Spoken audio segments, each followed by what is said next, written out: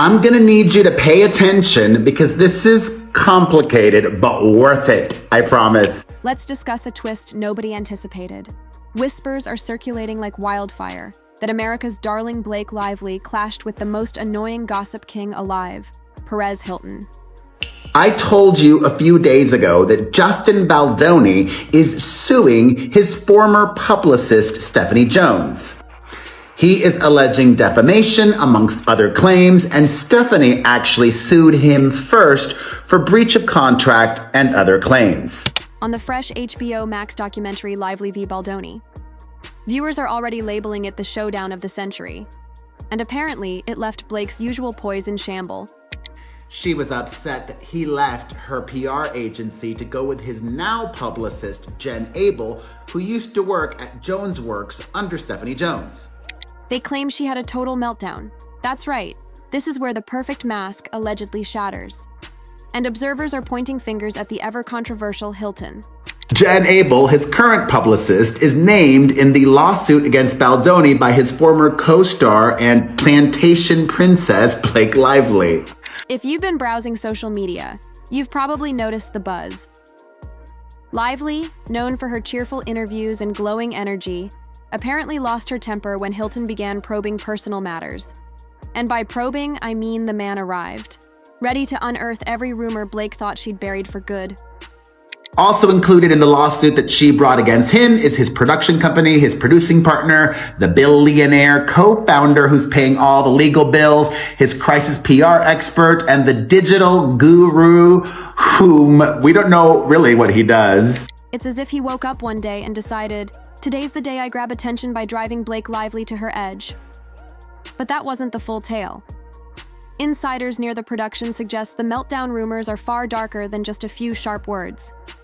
He then sued her husband, and her publicist, Leslie Sloan. Stephanie Jones has quite a reputation, was not having it, tried to get her to stay unsuccessfully, and then, before she was due to leave, she fired her and took her laptop and took her cell phone.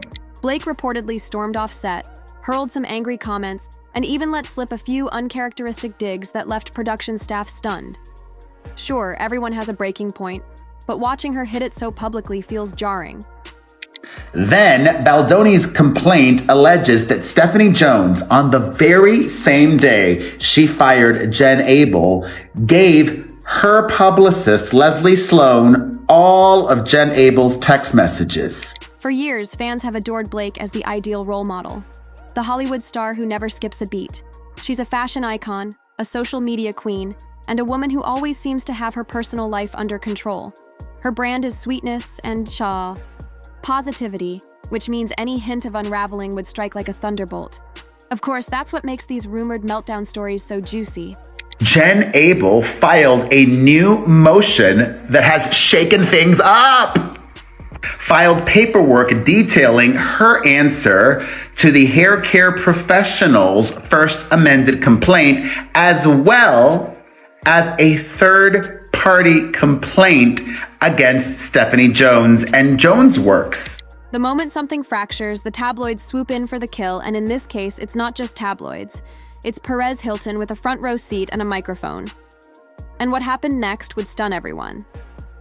Let's talk about Perez Hilton for a moment. In the realm of celebrity gossip, he's the figure people love to hate. He built a name on shocking exposés, scandalous headlines, and that smug aura of "I know a secret you don't." This is the big deal, though. Jen Abel's response to the Woody Allen apologist complaint was fairly typical stuff.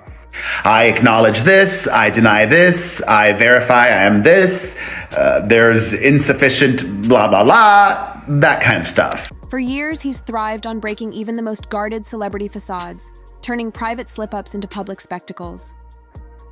According to rumors swirling around Lively v. Baldoni, Hilton walked onto set armed with some kind of hidden weapon. Maybe it was leaked messages, maybe it was a dubious audio clip. No one's quite sure. Regardless, the mere mention of this alleged evidence seems to have set Blake off. In the filing, Jennifer's lawyers argue that Stephanie, as Jennifer's boss, pulled Jennifer into this mess and should therefore be responsible for any bills related to the case. Insiders say she demanded to see these so-called proofs, but Hilton held firm, teased them, and let his signature smirk do the talking. It's the kind of sly tactic he's become infamous for. And that means that neither side would need to get a subpoena to get documents from Stephanie Jones. And this is a huge win for Baldoni, I think. It could be an amazing way for him to get information, especially because these text messages are a key player in all the legal drama. Some people claim he orchestrated the entire clash, another cunning trick to stay relevant. His whole game is provoking big stars until they either storm off or break. Blake Lively's just going to deny, avoid, ignore. She's going to act like all the things that Justin pointed out that are very valid are just, abuser playbook tactics. Blake Lively has responded to Justin Baldoni's 179-page, $400 million lawsuit, and her response has only made me want to support Justin even louder. Him defending himself just proves he's the abuser. She doesn't address any of the actual valid things that Justin points out in his lawsuit and instead just goes on the attack. Down, all to secure primetime coverage for himself. If that's the case, it worked like a charm this time around, but it didn't end there. Behind the scenes, staffers are murmuring that the real chaos began long before any official camera rolled. They describe a sort of tense buildup. Hushed arguments, frantic texting, and doors slamming shut whenever someone outside the immediate circle got too close. Several crew members even swear they heard Blake Lively raising her voice at an unnamed individual on the phone moments before she was scheduled to film. Your pay grade, that's called fraud. When you pretend you want to do the one thing and you'll do the thing they're hiring you for, right? This Justin Baldoni, most people had never even heard of him. And then she claimed that he unleashed a bad PR campaign against her. By the time they premiered the movie, they weren't even speaking to each other. She made him stay in the basement and decided to try to hurt him with petty, made up, out of context complaints when he pushed back even in the mildest way. So she's a serial fraudster. That's called. The subject of that fiery call remains unclear, but the raw emotion apparently spilled right over into her next on-camera exchange. Within that frenzy, rumors emerged of leaked voice notes, juicy bits of audio in which Lively is allegedly heard venting about feeling targeted and overexposed. The idea of being everyone's punching bag came up more than once, suggesting she's reached a personal breaking point. One unverified snippet floating around gossip boards allegedly features Lively saying, "I've had it with these manipulative stunts." Though no one can confirm the voice's authenticity, the mere possibility of such recordings set the production corridors ablaze with paranoia.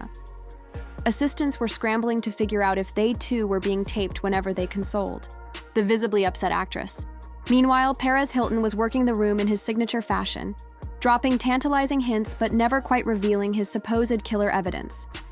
Some claim he was overheard muttering about how America only sees the highlight reel, implying that whatever he had on Lively would tear down her pristine public facade.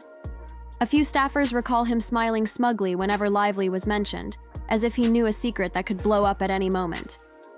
It's the kind of smugness that makes you wonder if he was bluffing or if he truly held a trump card. Critics and industry insiders began speculating about whether footage of the alleged meltdown would be included in the final version of Lively v. Baldoni. Early teasers for the documentary made no mention of it, focusing instead on the main storyline. Yet viewers couldn't ignore the buzz. Was it a deliberate marketing ploy, or a genuine crisis the producers wanted to tuck away? Some are convinced the meltdown would be edited into a dramatic highlight, while others say the most incriminating moments would be buried to protect Lively's image and avoid massive backlash from her fan base. Either way, the tension had people glued to their feeds, waiting to see if the meltdown was real and if it would make the final cut. But for all the endless rumors, the fans themselves were the next real battleground. The public reaction has been an absolute firestorm, splitting fans and casual observers down the middle. On one side, Team Blake argues that Lively's meltdown, if it happened at all, was a direct result of Perez Hilton's calculated provocation. They see her as a victim, cornered by a man who's practically made a career out of delighting in celebrity scandals. Devoted followers of Lively took to social media with hashtags like "Leave Blake Alone," flooding timelines with old interview clips showcasing her warmth and composure. They claim Hilton's strategy is transparent: push a star until they break, then twist their breakdown into content. Conversely, Team Perez, or the skeptics, insist that nobody forces you to snap like that unless you're already harboring deep frustrations. They point out how, during the early days of filming, Blake seemed evasive whenever certain topics came up, almost as though she was bracing for a confrontation. Body language enthusiasts dissect footage, claiming they see micro-expressions of panic or irritation whenever Hilton's name is mentioned. They assert that Lively's meticulously polished image is just that, an image, and that behind closed doors, she might be far more temperamental and controlling than she lets on. This fracture in public opinion escalated into full-blown social media warfare. Some fans are calling for a boycott of anything Perez Hilton touches, branding him a serial agitator who profits off emotional distress. Others say it's about time someone held Blake accountable for the facade she sold the public for years. Wild conspiracy theories even popped up, suggesting the meltdown was staged for the sake of publicity.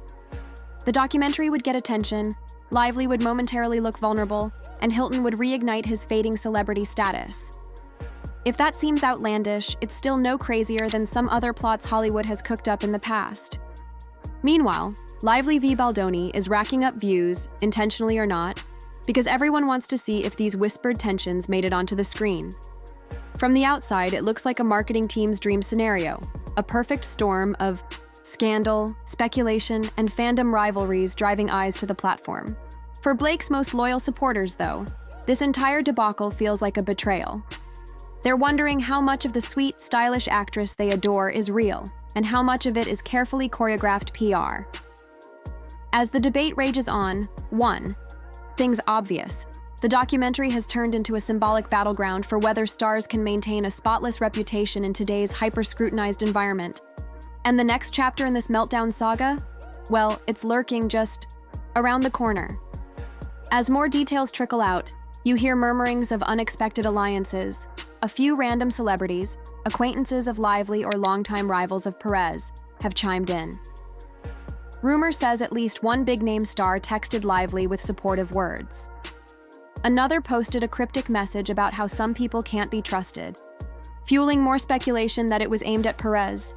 There's also talk about how Blake handled production once cameras weren't rolling. Some unconfirmed accounts claim she cornered a producer, demanding they cut certain segments. Allegedly, she was furious that the meltdown could overshadow the actual point of Lively v. Baldoni. Others say she threatened to walk off if she discovered any ambush footage included in the final cut. Meanwhile, Perez is still out here living for the attention. If there's anything he loves, it's a spotlight. He's been dropping vague but pointed teasers in interviews, insinuating that audiences haven't seen half the story. You've got to admire or despise his ability to turn any situation into a platform for self-promotion. And then came the biggest bombshell. Word on the street says someone pitched the meltdown as a post-credit stinger to keep viewers talking. Why? Because drama sells.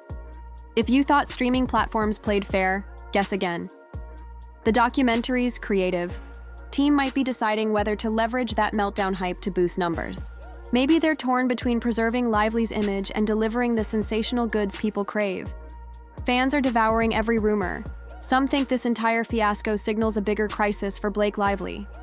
Could this documentary be the turning point where her squeaky clean persona finally shows its flaws? Or is it a minor stumble that'll blow over once the streaming service moves on to the next big thing? And of course, all eyes remain on Hilton. Is he just the cunning puppet master orchestrating chaos so he can thrive off the fallout? Or did he genuinely stumble upon something scandalous? No one can say for certain, but either way, the meltdown. Talk is alive and well. Still, there's a final thought we all need to confront. At the end of the day, this entire situation leaves a lingering question. Is Blake Lively truly the perfect star she's always appeared to be? Or does her reputation mask some raw nerves ready to snap at the smallest provocation? And is Perez, Hilton nothing but a proud manipulator exploiting every high-profile confrontation for his own gain? Or did he do the public a favor by revealing a side of Blake nobody knew existed? The alleged meltdown on Lively v. Baldoni has turned into a stand-in for